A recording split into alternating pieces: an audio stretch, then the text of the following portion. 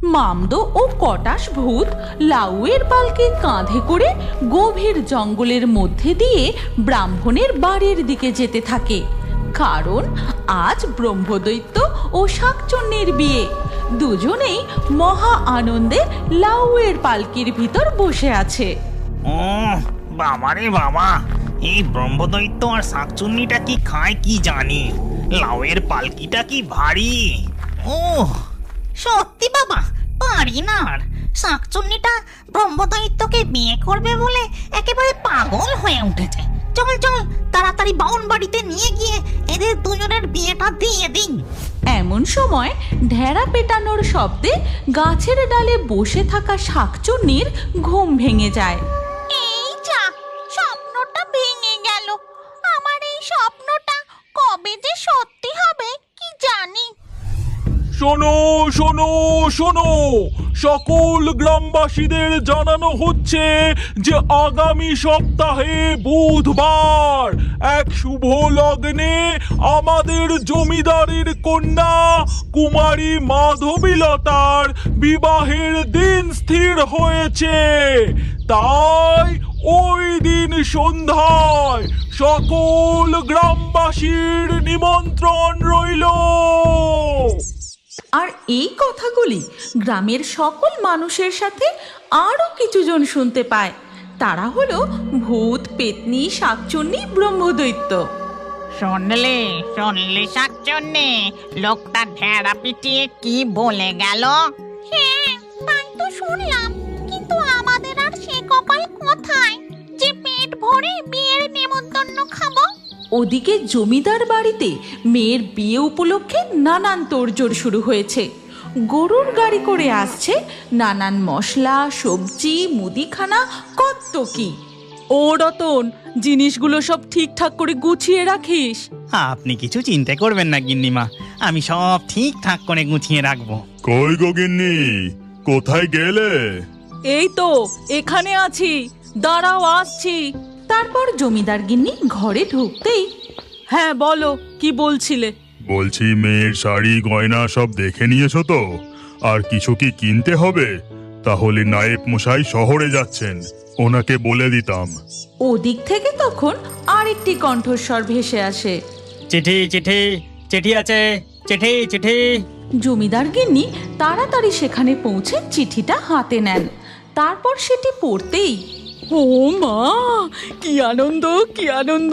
জয় গুরু, জয় গুরু, জয় গুরুদেবের জয়। ও বাবা, কি হলো গো গিন্নি? খুব খুশি খুশি দেখছি যে। ওগো, আমার গুরুদেবকে পত্র দিয়ে নিমন্ত্রণ জানিয়েছিলাম, তিনি আমাদের মেয়ে মাধবীর বিয়েতে আসবেন জানিয়েছেন। ও তাই নাকি? তোমার ফুটবল গুরুদেব আসছেন? তাহলে তো ওনার জন্য আলাদা সব ব্যবস্থা করতে হবে। আর এই কথা শুনতেই জমিদার গিন্নি রেগে গিয়ে গটমট করে বাড়ির ভেতর দিকে চলে যায়। পিছু পিছু যান জমিদার বাবু। আরে কি হলো, রেগে গেলে নাকি? দেখো, কতবার তোমাকে বলেছি আমার গুরুদেবকে নিয়ে ঠাট্টা আমি পছন্দ করি না। আরে ওনার ওই অত বড় একটা ফুটবলের মতো ভুঁড়ি, তাই তো আমি ভালোবেসে ওনাকে ফুটবল গুরুদেব বলি। থামো তুমি। ওনার শক্তি সম্পর্কে তোমার কোনো ধারণা আছে? যেদিন জানতে পারবে সেদিন বুঝবে। এইভাবেই একটা মিষ্টি ঝগড়ার মধ্যে দিয়ে তাদের দিন কেটে যায়। তারপর রাতের বেলায় যখন সবাই ঘুমিয়ে, তখন হঠাৎ, প্রতাপ রুদ্র, প্রতাপ রুদ্র, ওঠ বলছি। গুরুদেব, আপনি আপনি এসে গেছেন? হ্যাঁ, আমি এসে গেছি। তুই আমাকে নিয়ে তামাশা করিস? তোর ফুটবল খেলার খুব শখ, তাই না? তবে আয় সামনের মাঠে। না মানে গুরুদেব। কিন্তু গুরুদেব কোনো কথা শোনেন না। তিনি হন হন করে এগিয়ে যান সামনের মাঠের দিকে। আর গুরুদেবের পিছু পিছু জমিদার মশাইও এসে পৌঁছান সেই মাঠে। শুরু হয় খেলা। গুরুদেব পর পর গোল দিতে থাকেন, কিন্তু এক সময় সুযোগ পায় প্রতাপ রুদ্র। সেও সজোরে ওরে বাবা রে, কি জোরে পড়ে গেলাম রে। ও কুমোরে, কি জোরে লাগলো। এ কি গিন্নি, তুমি খাট থেকে পড়ে গেলে কি করে? নিজে লাথি মেরে খাট থেকে ফেলে দিল, এখন পড়ে গেলে কি করে। এরপর ধীরে ধীরে বিয়ের দিন এসে উপস্থিত হয়। আর সেই দিন গ্রামের গাছে গাছে ওরে শাকচুন্নি, আমার যে খুব কান্না পাচ্ছে, আমার বিয়ের বাড়ি যেতে খুব ইচ্ছে করছে। কাঁদিস নি পেতনি, ভূতেরা কি আর বিয়ে বাড়ি যেতে পারে? ঠিক সেই সময় পালকি নিয়ে কিছু লোক ও ঘোড়ায় চড়ে বর আসে। না না না রে না না না না রে না। ওদিকে তখন জমিদার বাড়িতে ওগো, সবাই উলু দাও, শঙ্খ বাজাও, বর ঘোড়ায় চড়ে পালকি নিয়ে বিয়ে করতে চলেইছে যে। আর সাথে সাথে শাঁখ বেজে ওঠে, উলুধ্বনি শোনা যায়, আর এই শব্দে ও রান্নার গন্ধে আর পারা যাচ্ছে না, আমি বিয়ে বাড়ি যাবই। আচ্ছা বেশ, আমি জাদু করে তোদেরকে সকলকে মানুষের রূপ প্রদান করছি। তারপর সেই মানুষের রূপে তোরা বিয়ে বাড়ি যাস, কেমন? এই কথা বলে ব্রহ্মদৈত্য জাদু করতেই শাকচুন্নি, পেতনি, মামদ ব্রহ্মদৈত্য মানুষের রূপ ধারণ করে। তারপর জাদু করেই সোজা গিয়ে পৌঁছায় একেবারে জমিদারের রান্নাঘরে। ওরে বাবা, কত রকম রান্না, বাটি বাটি করে সব গুছিয়ে রাখা।